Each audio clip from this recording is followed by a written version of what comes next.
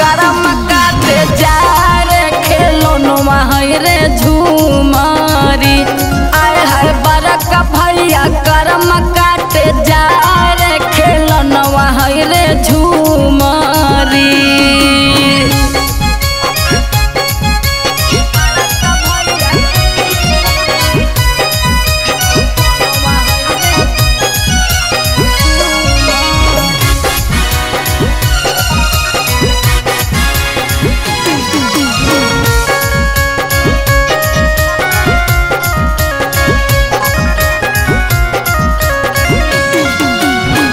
बाबा के पोखरिया में निरमल पनिया रे खेलनवा है रे झूमरी।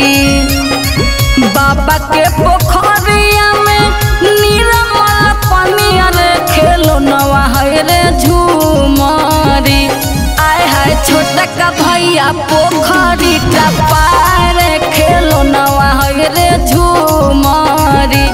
आय हाय सब भैया पोखरी टपार खेलनवा है रे झूमरी।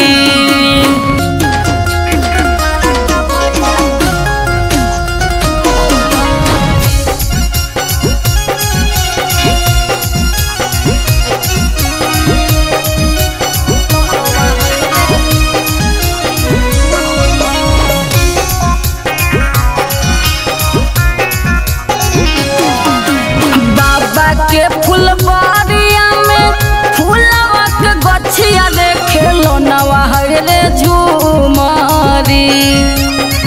बाबा के